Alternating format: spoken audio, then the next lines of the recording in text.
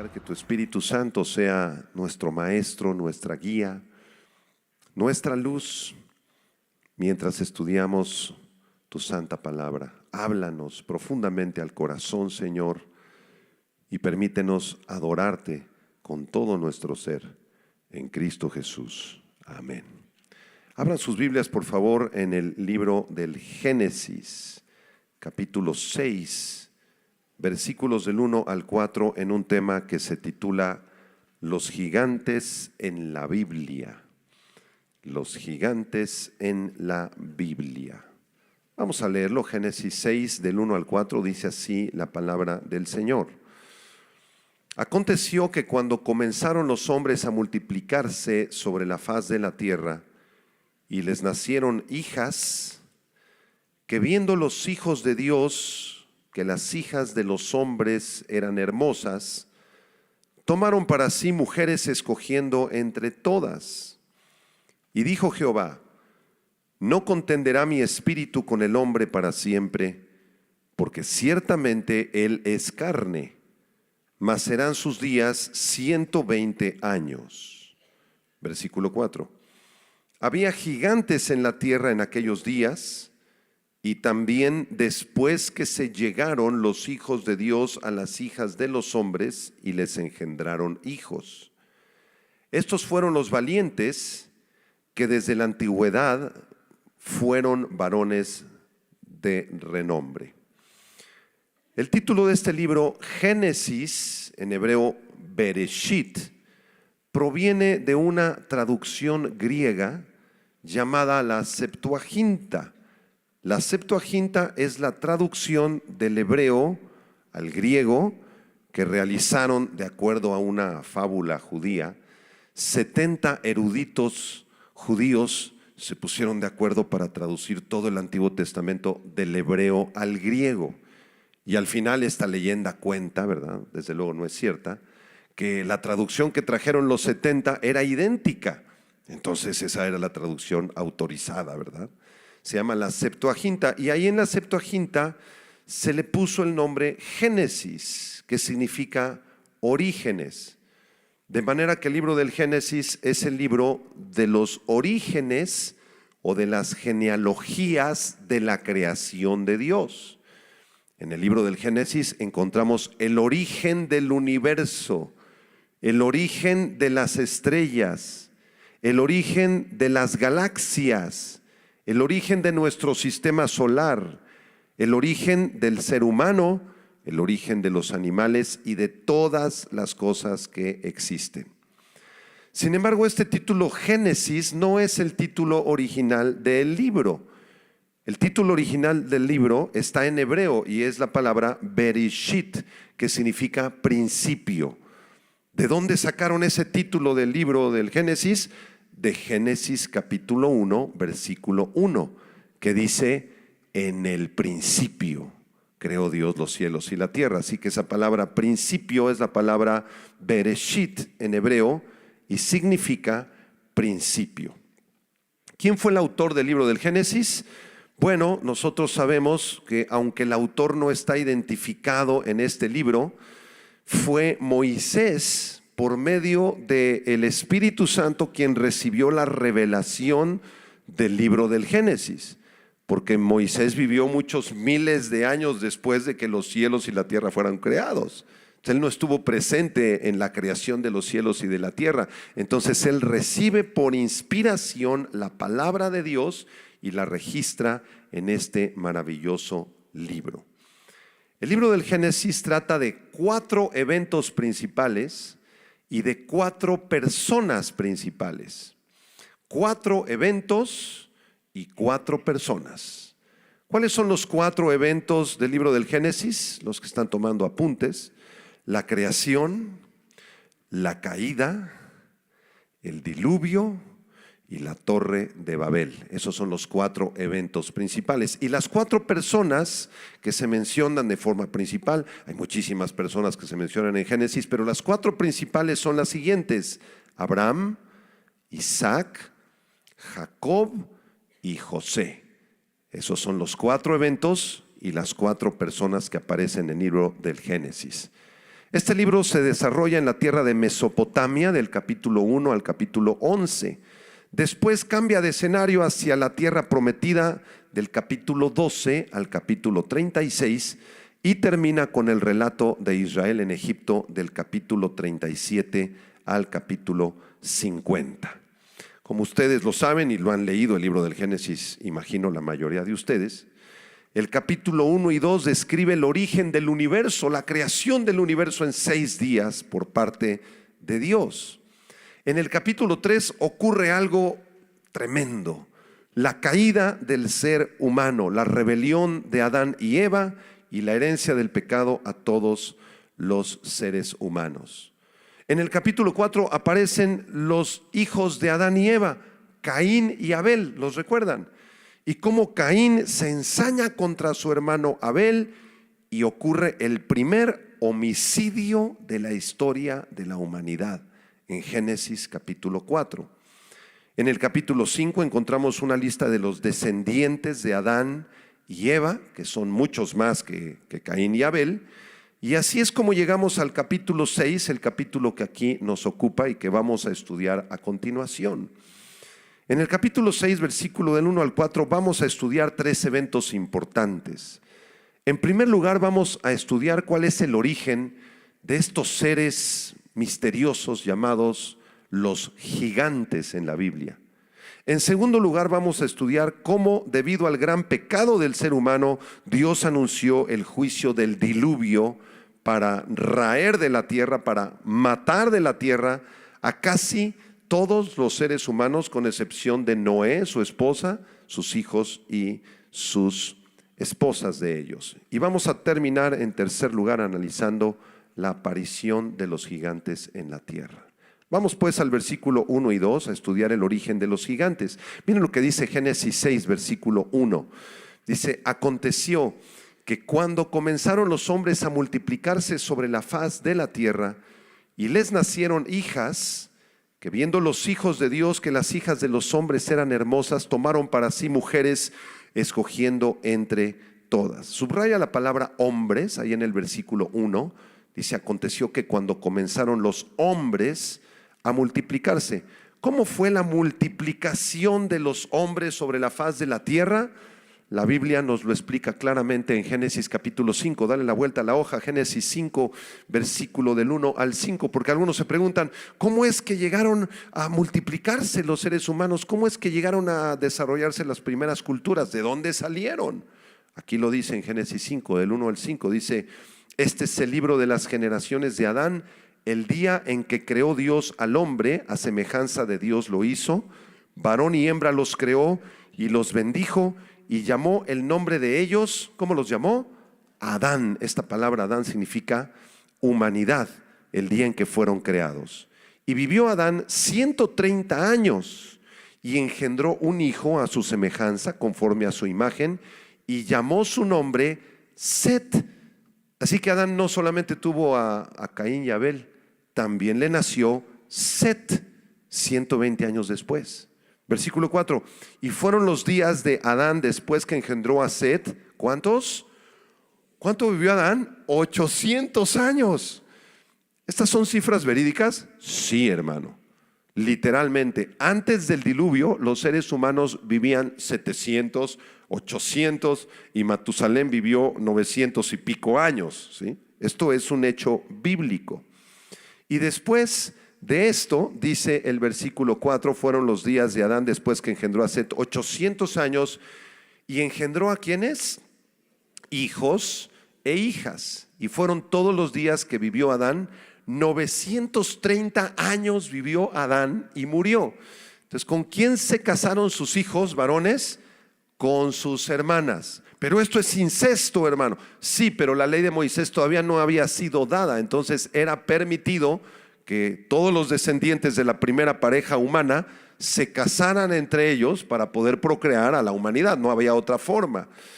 Entonces, de acuerdo a estos pasajes, encontramos que nosotros los seres humanos, todos provenimos de Adán y de Eva. En ese sentido, todos somos hermanos, porque provenimos de la misma pareja humana. No venimos de los animales. No somos el largo proceso de evolución como lo explicó Darwin, o como lo explican los ateos modernos. No provenimos de la protocélula evolucionada 40,000 millones de años y aquí estamos todos. No, hermanos, no somos animales evolucionados, somos creación de Dios. Muy bien, regresamos al versículo 1. De esta manera comenzaron los hombres a multiplicarse sobre la faz de la tierra, llenaron la faz de la tierra. Y dice aquí que les nacieron hijas. Subraya esa expresión, nacieron hijas. Yalad bat en hebreo, Yalad bat. Y esta parte del texto se refiere a los descendientes de Adán y de Eva. Esta palabra bat, que se tradujo hijas al castellano, ocurre 587 veces en la Biblia y describe a una niña recién nacida. Una niña recién nacida. Pregunta en el versículo 1: ¿por qué solamente menciona a las niñas recién nacidas y no menciona a los niños, a los varones recién nacidos? ¿Por qué no? Porque a los descendientes de Adán y Eva les nacieron hijas e hijos, niñas y niños, ¿no es verdad? Pero el versículo 1 solamente menciona a las hijas, a las niñas. ¿Por qué? Porque el texto pone énfasis especial en las niñas, en las mujeres solamente. ¿Por qué razón? Versículo 2. ¿Qué dice el versículo 2? Viendo pues los hijos de Dios que las niñas o las hijas de los hombres eran hermosas, tomaron para sí mujeres, escogiendo entre todas. En el versículo 2 ocurre algo misterioso. Resulta que los hijos de Dios toman a las hijas de los hombres porque vieron que eran hermosas y se casan con ellas, las toman en matrimonio. Ahora, lo más normal del texto sería pensar que los hijos de Dios del versículo 2 son también los descendientes de Adán y de Eva. A primera vista, los hijos varones que nacieron de los descendientes de Adán. De hecho, muchos teólogos han pensado que estos hijos de Dios, subráyalo ahí en el versículo 2, eran los hijos de Set. Set era uno de los hijos de Adán y ellos habitaron con las hijas de Caín, o tomaron para sí mujeres de las hijas de Caín. Otros sugieren que se trataba quizá de reyes humanos de otras culturas que habían sido descendientes también de Adán y de Eva, que tomaron harenes para sí o muchas mujeres para sí. Sin embargo, estas dos interpretaciones tienen muchos problemas, porque si la Biblia se hubiera querido referir a los varones descendientes de Adán, simplemente hubiera dicho en el versículo 1 el Espíritu Santo: y les nacieron hijas e hijos. Así diría el texto. Pero el texto no dice eso. El texto dice que les nacieron hijas, y en el versículo 2 aparecen otros personajes distintos, llamados los hijos de Dios. Subráyalo. Ben Elohim. Ben Elohim. Entonces, la siguiente pregunta que debemos formularnos es la siguiente: ¿quiénes son estos hijos de Dios? Porque no son los hijos varones descendientes de Adán y de Eva. ¿Quiénes son los hijos de Dios? Y muchos podríamos argumentar y decir, bueno, los hijos de Dios eran los creyentes del Antiguo Testamento, porque así se les llama, los hijos de Dios. Sin embargo, en el Antiguo Testamento a ningún creyente se le llama hijo de Dios. Ese es un término del Nuevo Testamento. Nosotros somos hijos e hijas de Dios a través de la fe en Cristo Jesús. Así dice la Biblia: mirad cuál amor nos ha dado el Padre para que seamos hechos hijos e hijas de Dios. Es un término del Nuevo Testamento. Pero en el Antiguo Testamento a nadie que crea en Dios se le llama hijo de Dios ni hija de Dios. Entonces no son creyentes tampoco estos personajes del versículo 2. ¿Quiénes son entonces esos hijos de Dios? Para contestar esta difícil pregunta debemos de estudiar otros pasajes de la Escritura. Job capítulo 1. Vamos ahí, por favor. Job capítulo 1, versículo del 1 al 6. Nos va a dar mucha luz para resolver este misterio en Génesis. Job capítulo 1, ¿qué dice? En el verso 1, hubo en la tierra de Uz un varón llamado Job, y este era hombre perfecto y recto, temeroso de Dios y apartado del mal. Y le nacieron 7 hijos y 3 hijas. Su hacienda era 7,000 ovejas, 3,000 camellos, 500 yuntas de bueyes, 500 asnas y muchísimos criados, y era aquel varón más grande que todos los orientales. E iban sus hijos y hacían banquetes en sus casas, cada uno en su día, y enviaban a llamar a sus 3 hermanas para que comiesen y bebiesen con ellos. Ponga atención en el verso 5, dice: y acontecía que, habiendo pasado el turno de los días del convite, Job enviaba y los santificaba, y se levantaba de mañana y ofrecía holocaustos conforme al número de todos ellos, porque decía Job: quizá habrán pecado mis hijos y habrán blasfemado contra Dios en sus corazones. De esta manera hacía todos los días. Versículo 6. Un día vinieron a presentarse delante de Jehová, ¿quiénes? Los hijos de Dios, entre los cuales vino también Satanás. ¿Qué es esto, hermanos? Del versículo 1 al 5 vemos a Job viviendo en la tierra, muy contento con sus hijos, con sus hijas, haciendo comidas, orando y ofreciendo sacrificios por sus hijos. Pero en el versículo 6 cambia la escena. Nos vamos de la tierra y nos trasladamos al cielo, a la presencia misma de Dios. Y dice que en ese momento vinieron a presentarse delante de Dios los hijos de Dios, entre los cuales vino también Satanás. Subraya la frase hijos de Dios, que es la que estamos estudiando. Vamos al capítulo 2 del libro de Job, versículo 1 y 2. ¿Qué dice Job 2, versículo 1 y 2? Aconteció que otro día vinieron los hijos de Dios para presentarse delante de Jehová, y Satanás vino también entre ellos, presentándose delante de Jehová. Y Jehová dijo a Satanás: ¿de dónde vienes? Respondió Satanás a Jehová y le dijo: de rodear la tierra y andar por ella. De manera que tenemos 2 pasajes donde Satanás viene acompañado de los hijos de Dios y se presenta delante de Dios para querer destruir la vida de Job. Qué interesantes pasajes, ¿no es verdad? ¿Quiénes son estos hijos de Dios? En el Antiguo Testamento se refiere de forma general a los ángeles de Dios. Pero en estos pasajes de Job capítulo 1 y capítulo 2 se refiere específicamente a los ángeles caídos que Lucifer convenció en la eternidad pasada de rebelarse contra Dios y los arrastró a la tierra. Los hijos de Dios en el Antiguo Testamento son ángeles caídos. En Apocalipsis capítulo 12, versículo 4, dice que cuando Lucifer se rebeló en el cielo, arrastró a la tercera parte de las estrellas del cielo o de los ángeles del cielo y los arrojó a la tierra. Así, en estos pasajes aprendemos cómo Satanás y sus ángeles, sus demonios, se presentan delante de Dios constantemente con el fin de acusar a los escogidos de Dios.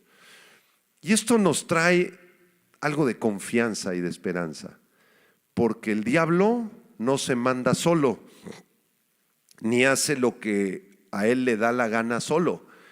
El diablo es el diablo de Dios. Dios gobierna sobre todos los acontecimientos de la historia humana, incluidos los ataques diabólicos sobre nosotros. El diablo es el diablo de Dios. Entonces, cuando Satanás nos ataca, cuando vienen pensamientos tremendos a nuestra mente, cuando el diablo quiere destruirnos, debemos recordar esto: el diablo es el diablo de Dios. Dios gobierna sobre Satanás. ¿Dónde está nuestro Dios?, se preguntan algunos cuando vienen ataques tremendos del diablo, y la respuesta está en el Salmo 115, versículo 3. Nuestro Dios está en los cielos, todo lo que quiso ha hecho. Nuestro Dios es un Dios soberano y todopoderoso. Regresamos a Génesis capítulo 6. Hemos resuelto nuestra pregunta ahí en el versículo 2. Los hijos de Dios entonces son ángeles caídos, diabólicos. ¿Y qué hicieron? Génesis 6, versículo 2. Los hijos de Dios vieron que las hijas de los hombres, es decir, las niñas nacidas en el versículo 1, ¿sí me siguen? Las niñas humanas, descendientes de Adán y Eva, eran hermosas. Y entonces estos perversos ángeles caídos tomaron para sí mujeres, escogiendo entre todas. Versículo 2.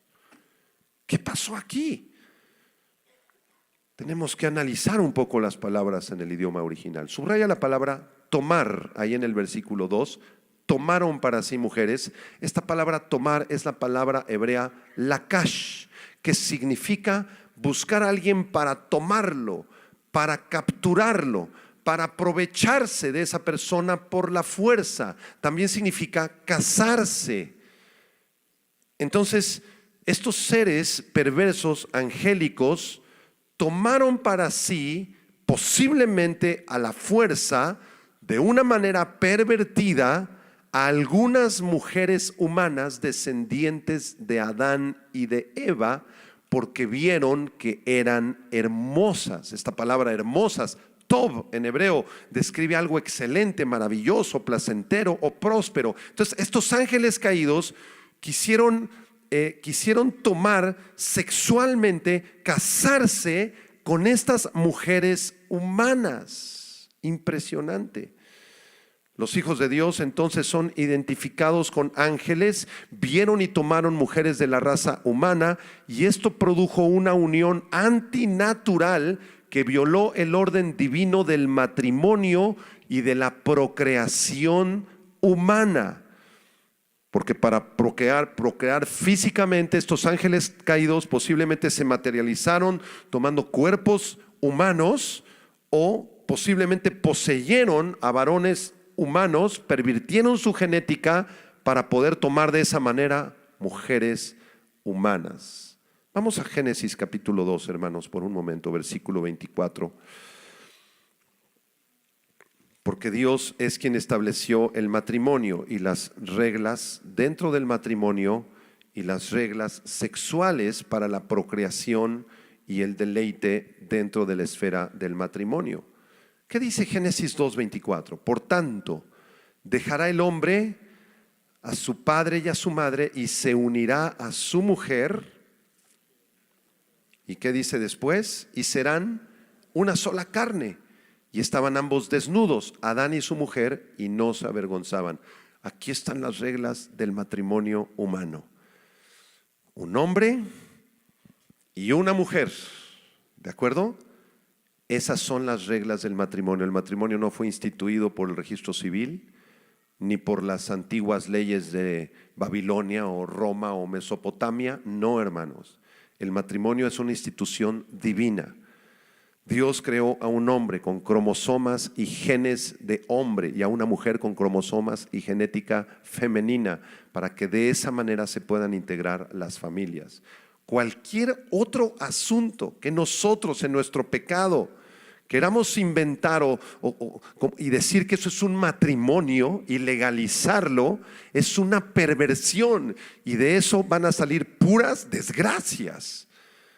Ustedes saben que el 100% de las parejas gays, entre hombre con hombre, mujer con mujer, hombre con bestia, mujer con bestia, bestia con dos hombres, dos mujeres con una bestia, tres bestias con hombre, y cualquier otra perversión sexual, el 100% de esas relaciones termina en una desgracia. ¿Sabían ustedes eso? Y terminan en homicidios y en asesinatos y en cosas terribles, porque esa no es la idea de Dios. Regresamos a Génesis capítulo 6. Esto fue una perversión sexual, una perversión genética, diabólica, en donde los 23 cromosomas de algunas de las mujeres humanas y los cromosomas diabólicos se unieron Y esta unión antinatural de dos especies, de dos códigos genéticos, produjeron al final monstruos, como lo vamos a ver a continuación. Estos ángeles caídos que tomaron formas de cuerpos humanos y que quizá por la fuerza tomaron o se unieron sexualmente a estas mujeres que eran hermosas, terminaron juzgados por Dios y serán juzgados por Dios, y en este momento están en cárceles de oscuridad. Miren lo que dice la segunda carta de Pedro, capítulo 2, versículo 4. Segunda de Pedro 2:4 dice: porque si Dios no perdonó a los ángeles que pecaron, sino que arrojándolos al infierno los entregó a prisiones de oscuridad para ser reservados al juicio.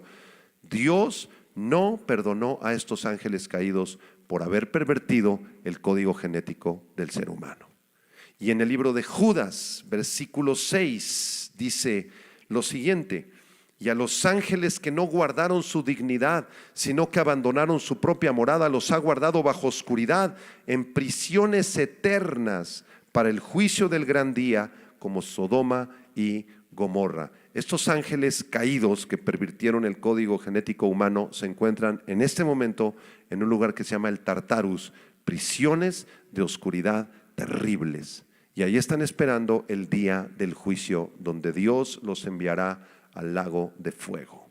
Regresamos a Génesis capítulo 6.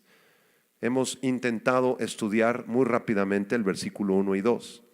Ahora vamos al versículo 3, porque aquí en el verso 3 Dios anuncia un juicio que vendría sobre toda la humanidad. ¿Qué dice el versículo 3? La respuesta de Dios ante esta perversión terrible. Y dijo Jehová: no contenderá mi espíritu con el hombre para siempre, porque ciertamente él es carne, mas serán sus días 120 años. Al ver esta gran maldad que había ocurrido en los ángeles perversos y el aumento del pecado por parte del ser humano, el Señor pronunció este terrible juicio. Dios dijo: va a venir un diluvio, muy pronto viene un diluvio. Vamos a leer el versículo 5 al 8 ahora. Génesis 6 del 5 al 8 dice: vio Jehová que la maldad de los hombres era mucha en la tierra, y que todo designio de los pensamientos del corazón de ellos era de continuo, solamente que el mal. Solamente pensaban en el mal, solamente pensaban en adorar a sus ídolos, en la perversión sexual, en la inmoralidad sexual. Solamente pensaban en el mal. ¿Cómo está la humanidad actualmente?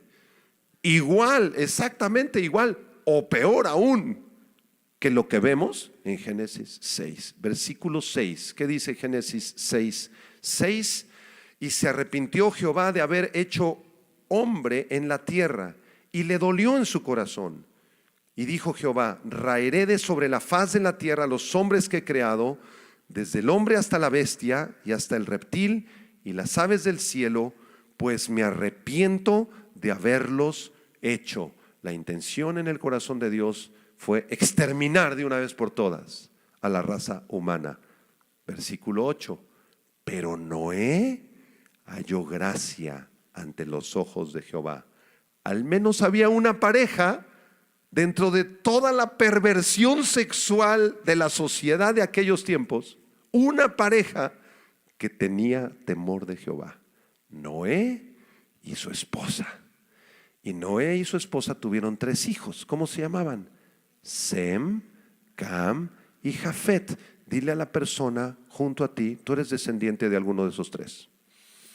Toda la humanidad provenimos de alguno de los 3 hijos de Noé. Ahora, regresamos al versículo 3 donde estamos. Génesis 6:3.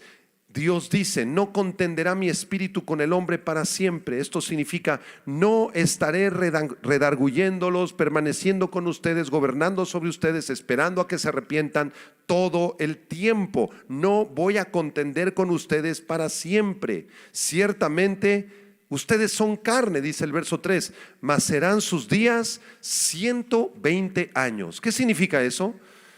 Que desde que Dios pronunció este juicio hasta el diluvio pasaron 120 años. ¿Sí? Desde esta perversión de los ángeles caídos con las mujeres humanas pasaron 120 años. ¿Por qué?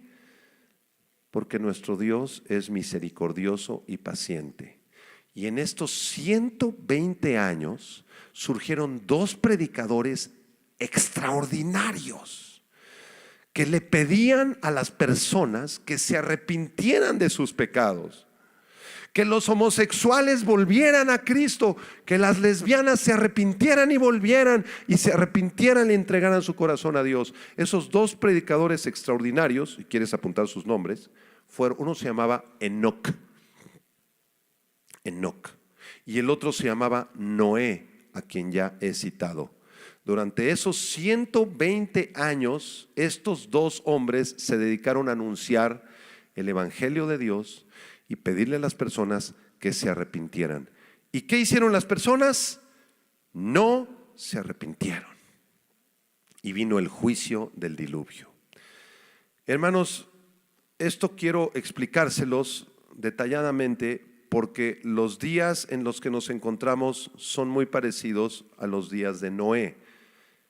Por todas partes vemos perversiones, ateísmo, idolatría, falsas religiones, fornicaciones, adulterio, el movimiento LGTBQ+. Por todas partes estamos rodeados de esto.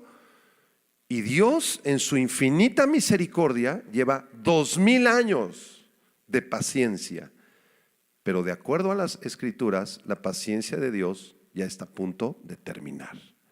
Y vienen días de juicio muy graves sobre el planeta Tierra. Estamos esperando 7 años futuros de guerra mundial, donde surgirá un perverso personaje llamado el Anticristo.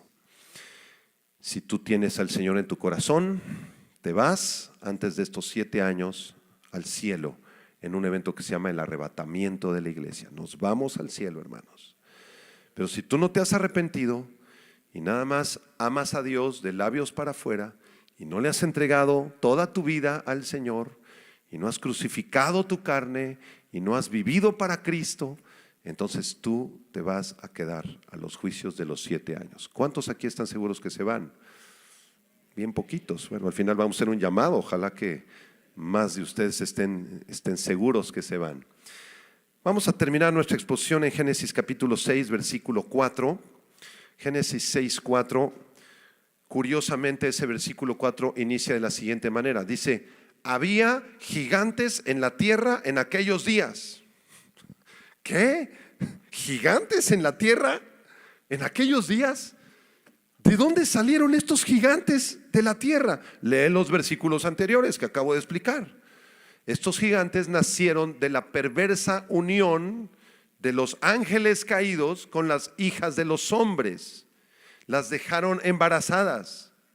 Y lo que nació del vientre de estas mujeres humanas era una perversión genética tremenda.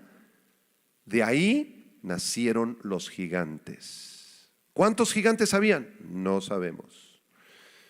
Continúo leyendo el versículo 4. Dice: había gigantes en la tierra en aquellos días, y también después que se llegaron los hijos de Dios, o después de que tuvieron relaciones íntimas los hijos de Dios, los ángeles caídos, a las hijas de los hombres, y les engendraron hijos. Voy a leer la Biblia textual. La versión textual dice de la siguiente manera, se entiende un poco mejor. Dice: en aquellos días, se abren paréntesis, y también después, se cierran paréntesis, los nefileos estaban en la tierra, pues toda vez que los hijos de Dios se llegaban a las hijas de los humanos, les engendraban hijos. Estos eran los poderosos que desde la antigüedad fueron varones de renombre. Subraya la palabra gigantes, que en la Biblia textual lo tradujeron muy bien como nefileos. Esta palabra gigantes en el hebreo es la palabra nefilim. Nefilim con P, nepilim o nefilim. ¿Y qué significa esa palabra en el hebreo? Nefilim o gigantes significa los caídos, los rebeldes o los apóstatas. Eso significa. Entonces, estos gigantes que les nacieron a las mujeres humanas eran seres caídos, seres rebeldes, seres apóstatas. Esta palabra Nefilim también aparece en Números capítulo 13, versículo 30 en adelante. Lo voy a leer. Números 13, del 30 en adelante. Dice: entonces Caleb hizo callar al pueblo delante de Moisés y dijo: subamos luego y tomemos posesión de ella, porque más podremos nosotros que ellos.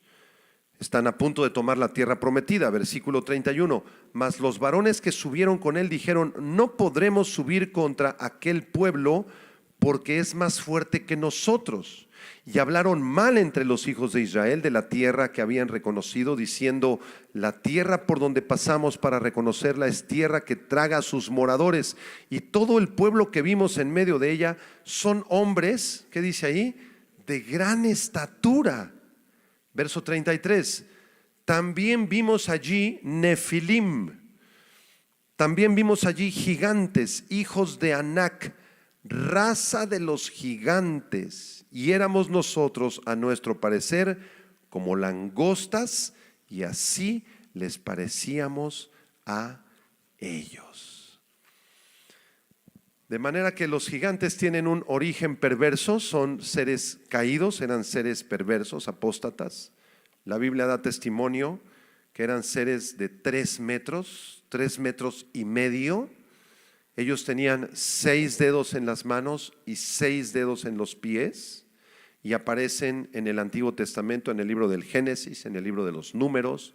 Aparecen también en el primer libro de Samuel, cuando el rey David se enfrenta con un gigante. ¿Recuerdan cómo se llamaba ese gigante? Goliat, y le corta la cabeza David y lo derrota y lo vence. Entonces estos gigantes no son mitos, no son leyendas, son seres que existieron verdaderamente, y la arqueología da cuenta de esto, y se han descubierto en años recientes huellas humanas que son como 4 o 5 veces el tamaño de una huella normal humana en Sudamérica y también en Medio Oriente. Esto es impresionante, con 6 dedos en los pies y 6 dedos en las manos y una estatura de más de 3 metros y medio. Una perversión genética terrible. Actualmente no vemos gigantes, aunque hay algunos videos por ahí circulando que vieron unos gigantes en Tequesquinahua, aquí en Tlalnepantla. No es cierto, son mentiras. La raza de los gigantes ya se extinguió hace muchos años, ¿sí? Ya no hay gigantes actualmente.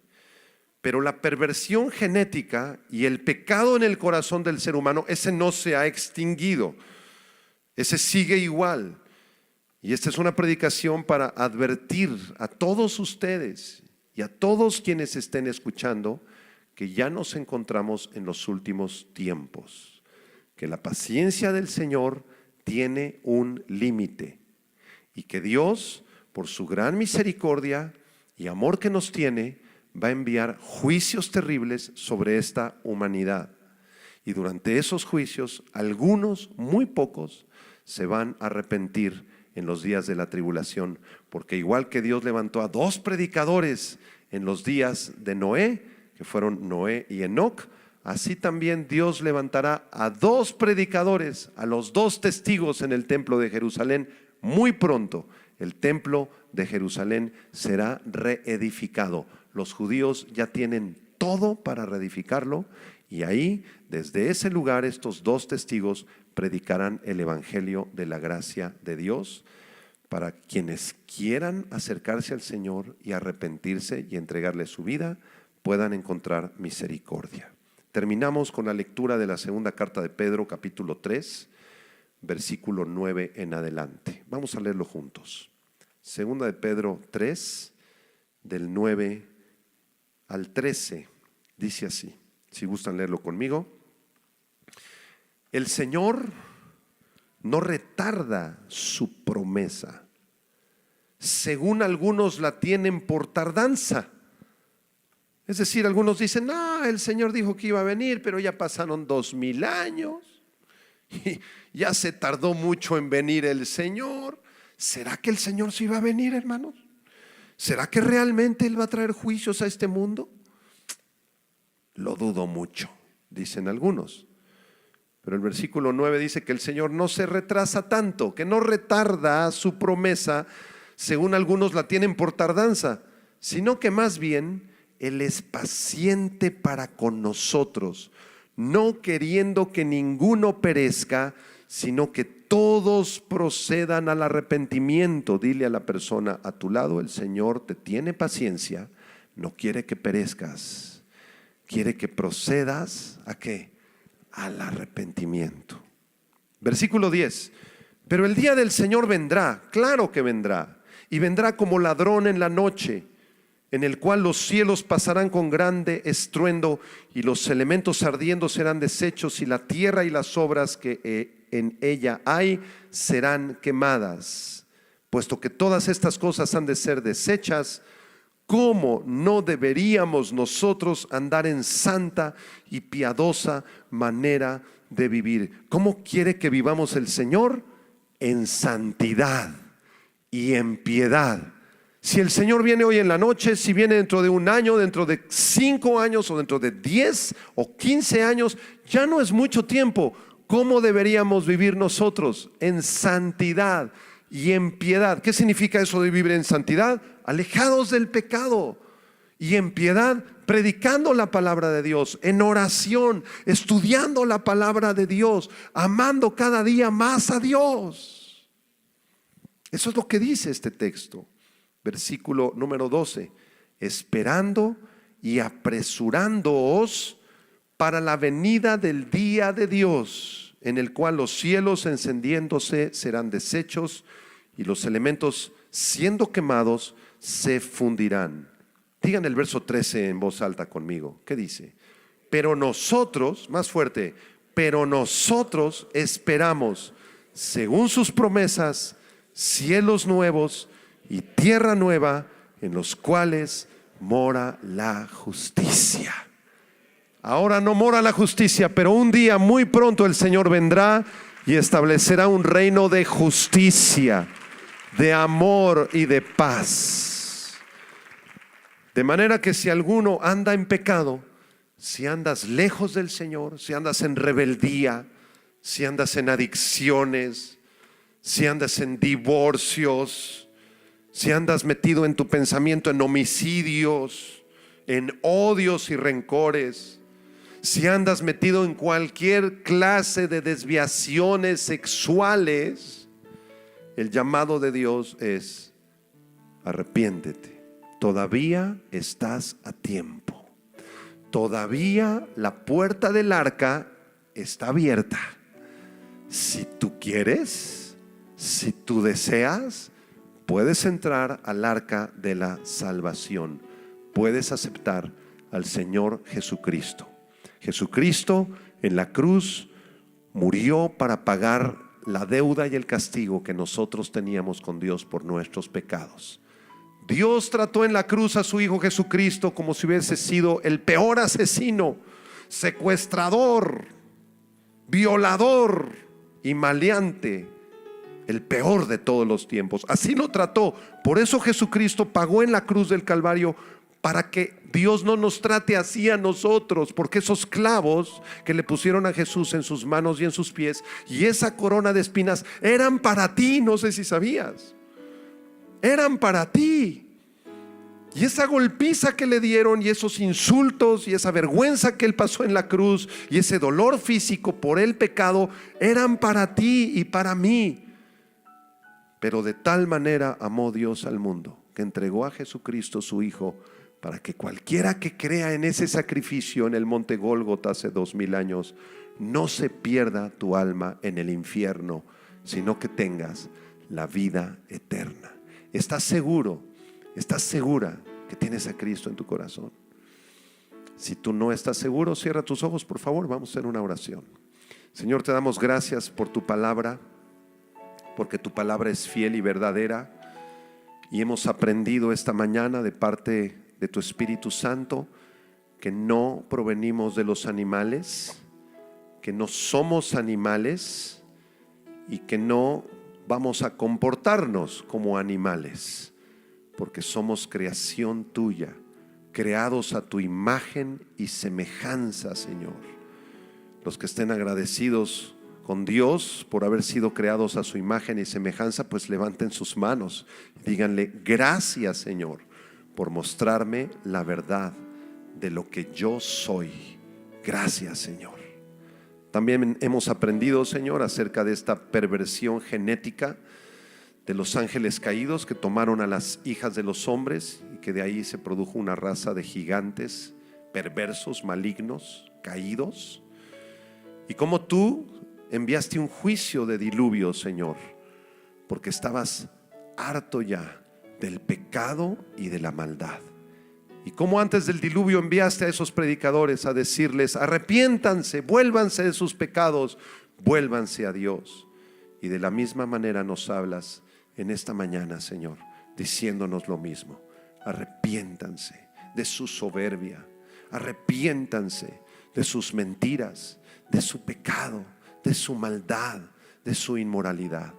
Y aquí estamos, Señor, delante de ti, arrepentidos, Señor, reconociendo que tú eres el único que puedes salvarnos a través del sacrificio de tu Hijo en la cruz. Si hay alguna persona que desee recibir a Cristo en su corazón, que desees arrepentirte de tu maldad, de tu pecado, y reconocer que el único que puede salvarte es Jesucristo, por favor, di estas palabras después de mí. Dile: Señor mío y Dios mío, en este momento te entrego mi vida. Reconozco mi gran necesidad de ti, Señor. Sé que viene un juicio muy grande sobre esta tierra y que ese juicio viene muy pronto, Señor, así como el diluvio en la antigüedad. Señor, perdóname. Yo no quiero ser juzgado por ti y ser echado al infierno, Señor. Yo quiero pedirte perdón, Señor, y quiero suplicarte tu misericordia, tu gracia y tu salvación. Yo creo que Jesucristo es el Hijo de Dios. Yo creo que Él murió por mis pecados en la cruz y que es el único medio de salvación y perdón para mí, Señor. Te entrego mi vida, te entrego mi corazón. Gracias, Señor. Te recibo como mi Señor y Salvador, en el nombre maravilloso de Cristo Jesús. Amén, amén y amén. Gracias a Dios. Quienes hayan...